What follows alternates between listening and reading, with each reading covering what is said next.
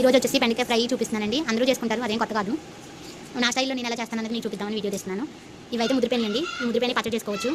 ఇవి లేతగా ఉన్నాయి. కొంచెం పెద్ద ముక్కలు కోసుకోవాలి, ఎందుకంటే సన్న ముక్కలు కోస్తే సంగటి అయిపోతాయి, అంటే గుజ్జుగా అయిపోద్ది, జోంగా వచ్చేసింది కూర. అందుకని చెప్పి మేమైతే కొంచెం పెద్ద ముక్కలే కోసుకుంటాము ఇలాగా.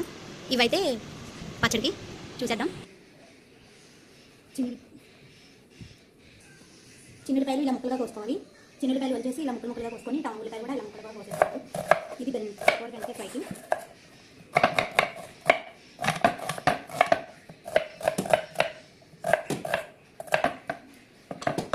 కోసేసుకున్నాక గ్యాస్ వెలిగించేసుకున్నాం కదా.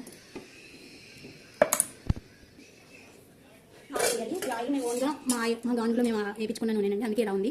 అందుకని చెప్పేసి వేస్తున్నాను. ఫ్రై కాబట్టి నేనైతే 2 గంటలు వేసాను. నేనైతే ఎప్పుడు కొంచెం ఇంగువ వేస్తాను. నచ్చితే మీరు వేసుకోవచ్చు, లేకపోతే అవసరం లేదు.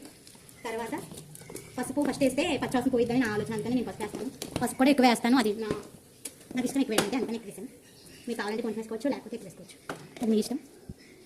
తర్వాత ఆవాలు వేస్తాను. తర్వాత వేపించనగపప్పు వేసాను. వేపించనగపప్పు మా అబ్బాయి తిరమతలో వేసింది వేపుకొని అలా తింటాడు, అందుకని చెప్పేసి వేపించనగపప్పు కూడా వేసేసాను. వేసేసాక కరివేపాకు వేసుకోవాలి. నా దగ్గర లేదు కాబట్టి నేను కరివేపాకు లేదు, మా ఇంట్లో లేదు, అందుకని నేను కరివేపాకు లేదు.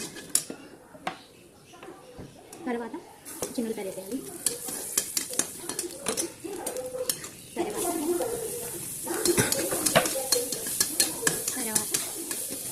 ఉల్లిపాయలు చిన్నకాయలు వేసేసాను కదా, తర్వాత ఉల్లిపాయలు కూడా వేసుకున్నాను. వేసేసుకున్నాక ఈ బాగా మగ్గాలి. మనం బెండకాయలు వేసినప్పుడు మూత పెట్టకూడదు కదా, అందుకని చెప్పేసి ఇప్పుడే మూత పెడుతున్నాను. ఇలా మూత పెట్టేసేయాలండి. కొంచెం మూత పెట్టాక తర్వాత చూద్దాం.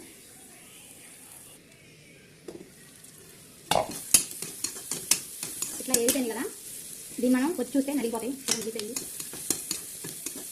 ఎమ్మటే బెండకాయ ముక్కలు వేసేస్తాం. ఇక కోసి పెట్టుకుంటాం బెండకాయ ముక్కలు.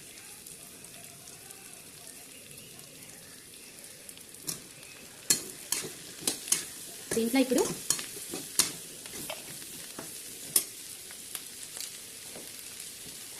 ఇప్పుడే వేసుకోవాలి ఉప్పు, ఎందుకంటే ముక్కలు పట్టాలి కాబట్టి నేనైతే వేసుకోవాలి. రుచి సరిపడి వేసుకోవాలి. నేనైతే కొలతలు చెప్పండి, ఎందుకంటే నాకే సరిగ్గా కాబట్టి అప్పుడప్పుడు ఇలా చూసుకుంటాను ముక్క ఉప్పు పట్టిందా లేదు. తర్వాత దీంట్లో మూత పెట్టేయాలి.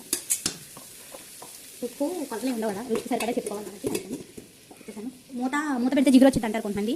సిమ్లో పెడితే ఏం జిగురు రాదు. అయినా మనం అచ్చంగా ఇలాగే పెట్టాం కదా, కొంచెం తీస్తాం. ఒక 5 నిమిషాలు అయిపోయాక తీసేద్దాము. 2 నిమిషాలు, ఎందుకంటే ఉప్పు వేసాం కాబట్టి అందుకు. మూత పెట్టేసా తీస్తే చూసారా, అడుగు కూడా పట్టలేదు. అడుగు కూడా అంటది ఇలాగా చేస్తే. ఇది చూసారా, ఏమీ అంత జోమ్గా కూడా అవ్వలేదు. లేకపోతే మెత్తగా జిగురు అయిపోతాయి అనుకుంటాం కదా, లైట్గా అయింది. ఇంకా మూత పెట్టకూడదండి, ఇలాగే కలుపుకుంటూ ఉంటాం మనం, ఓకేనా. నేనైతే ఇప్పుడు ఇలాగే కాస్త కొంచెం సిమ్లో పెట్టాలి, ఎందుకంటే ఇది మూత తీసిన కాబట్టి అడుగు చేసే అవకాశం ఉంటుంది. ఇలా కలుపుకుంటూ ఉండాలి. మూత ఇంకా పెట్టకూడదండి, లైట్గానే పెట్టాలి. ఫస్ట్ ఒకసారి ఉప్పు వేసాక ఒక 10 నిమిషాలు మూత పెట్టి తర్వాత తీసేయాలి, ఎందుకంటే ఉప్పు ముక్కలంతటికి పట్టింది కాబట్టి మూత పెడతాను నేనైతే. ఇప్పుడు ఇంకా మూత అసలు పెట్టకూడదు. లైక్ జిగురు చూసారా పోయింది, మూత తీసినామంటే జిగురు పోయింది. ఇంకా ఫస్ట్ జిగురు వచ్చినట్టు అనిపించింది కదా, ఇప్పుడు పోయింది చూసారా. ఇలా కలిపేసుకోవాలి, ఎక్కువ కలపకూడదు. నాకైతే మనసు తప్పదు, ఏదో అలా ఆడుతూ ఉంటానని అట్లా మూత కలపకూడదండి, ఓకేనా. సిమ్లో పెట్టేస్తాను. ఇది కొంచెం సిమ్లో పెట్టే ఈ కూర వండుకోవాలి, ఎందుకంటే పెద్ద మంటలో పెడితే జిగురు వచ్చేది కాబట్టి.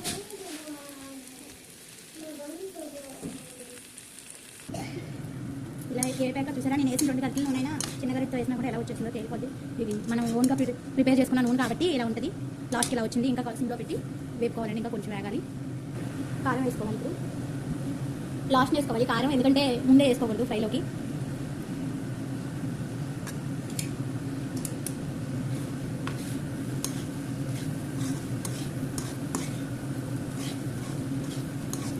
కారం కూడా రుచికి సరిపడా వేసుకోవాలి. ఉప్పు చాలేదు, అందుకని కొంచెం వేసేమాట. చెప్పాను కదా, నాకు ముందే కొలతలు తెలియదని సరిగ్గా, అంతని చెప్పేసి నేను ఊరక చూసుకొని వేసుకోవడమేనండి. ఇలా వచ్చేసి లాస్ట్గా ఇంకా ఆపేసుకోవడమే. కారం వేసాక ఎక్కువసేపు అవసరం లేదు. మనం వేసుకునేది, మేము వేసేది కొబ్బరి కారం కాబట్టి సరిపోద్ది. లాస్ట్ ఇదే ఒక ముక్క టేస్ట్ చూసేద్దాం, మీకు చెప్పాలి కదా ఎలా ఉందో. సూపర్ ఉంది. నచ్చితే లైక్ చేయండి, సబ్స్క్రైబ్ చేయండి, షేర్ చేయడం మాత్రం మర్చిపోకండి. మీరు సపోర్ట్ చేయడం వల్ల చాలా మంచి జరిగింది మాకైతే, ఓకేనా. ఆపేస్తున్నాను.